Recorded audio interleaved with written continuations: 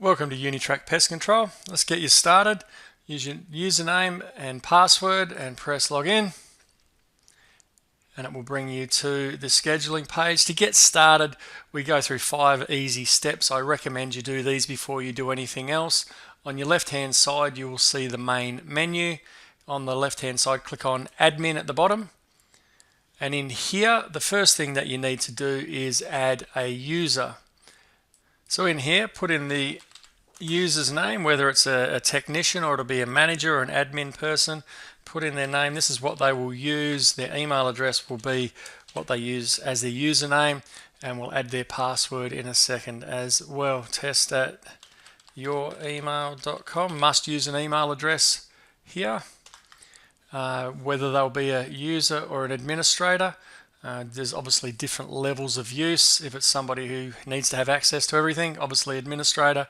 If it's just a field tech it is 04. Put that in and save. They're now added to the system.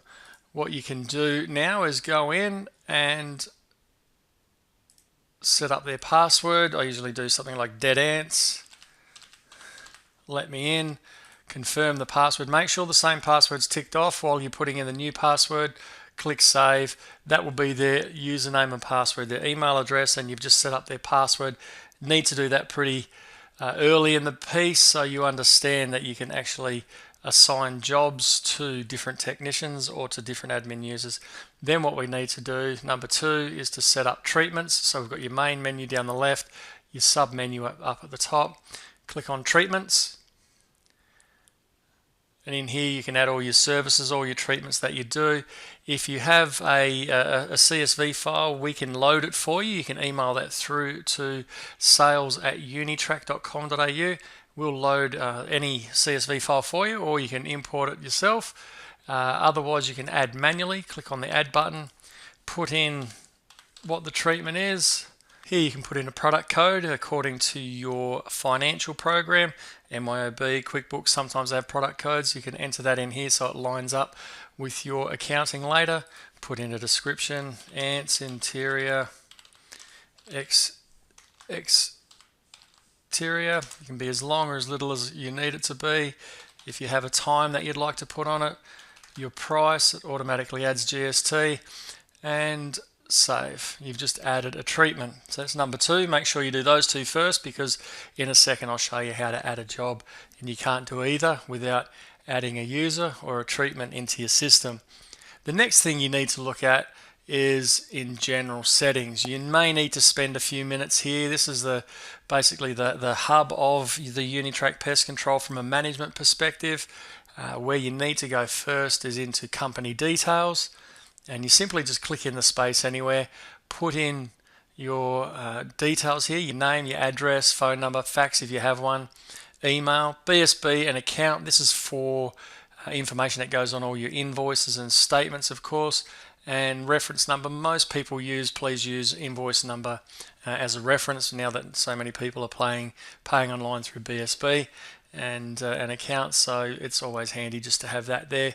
Click save. Once you've entered all those details, you can edit it at any time just by clicking on. Email settings. Again, click in the space next to, so you'll send a name. This will be emails that are sent for emails, for invoices, sent for statements, basically sent for reports, anything that you may need to do and set up as an automated program within the system. This is what they will see. So put in your name, obviously your company email.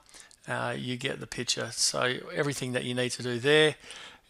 With your emails, when you're sending an invoice, you can have automatically included any terms and conditions. If you don't want to include at that point for automatic, you can actually do it manually per invoice, and I'll show you how to do that a little bit later. And once you've updated that section, make sure you just press save and save.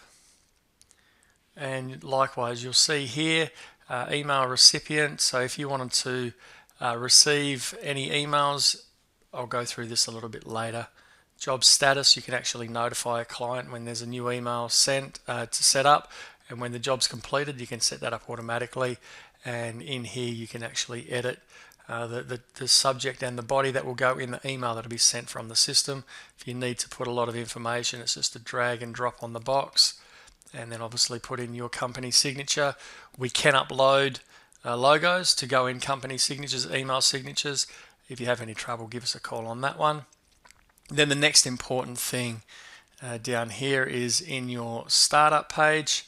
So you pick one of your users, and from the menu here, so this is basically whenever you log on first thing in the morning, or whenever you log on, this is the page that you want to get. Most people will choose scheduler, click save, and you do that for each individual user.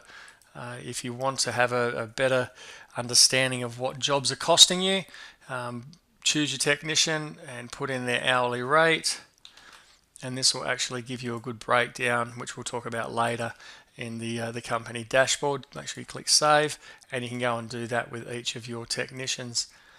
User settings, obviously not all users are the same, so your field techs, you obviously want to make sure that they have the schedule, they can see the jobs, reminders they don't need, customers, they need access to customers. This is up to management. Some people like the techs to see, have access to invoices. It's up to you, yes or no. Reporting. So reports here are business reports, not pest reports. That's in the forms, so you definitely want them to have that. So that's something for your field techs, is generally you schedule your jobs, customers, invoices and forms, and save. But for anyone who's in admin, you tick on all and save.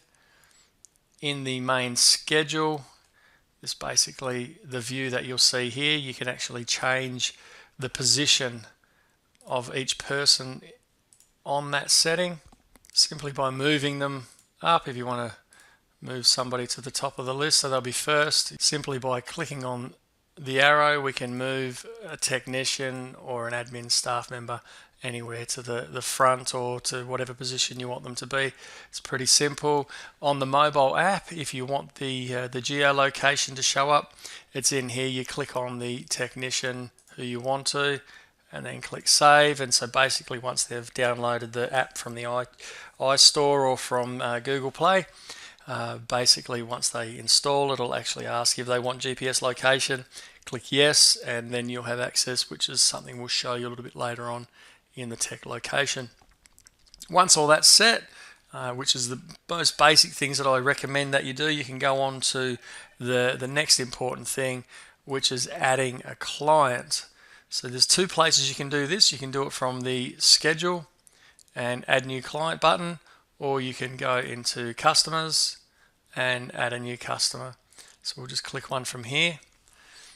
So at this stage, what you have is, by default, it is set up for a company. So you enter the company name and their phone number, obviously the contact name and address, if the billing address is the same, or you just leave it clicked. If it's different, obviously unclick, and the same with the contact. If there's a different contact for your billing, the red dots mean you need to get that information. A lot of people just give you mobile phones these days, so you can actually put that in the phone area, and you just click on this and it'll put it into the mobile field.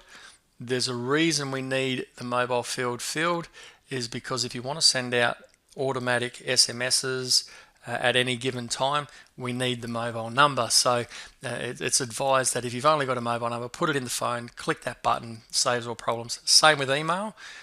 Most of our correspondence is done these days electronically, and it's amazing how many people don't get customer emails. Make sure you get their emails, fill it in.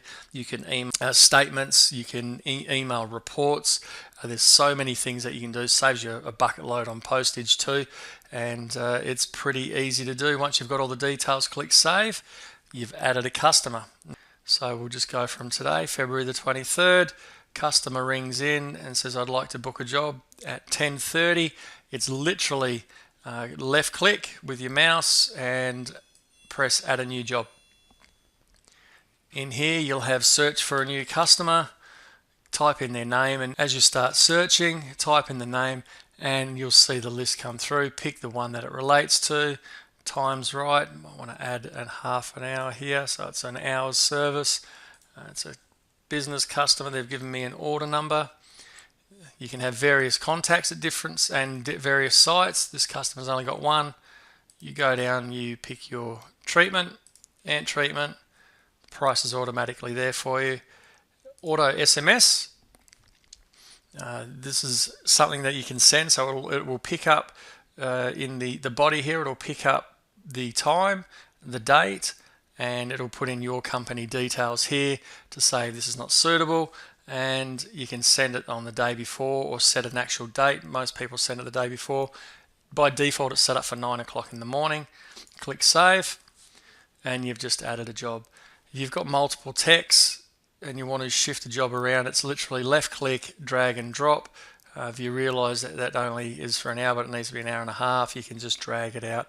It's pretty simple to do, to move around. And that will show up on their mobile app for you to basically assign a job to a customer, to a tech for a customer. Good luck.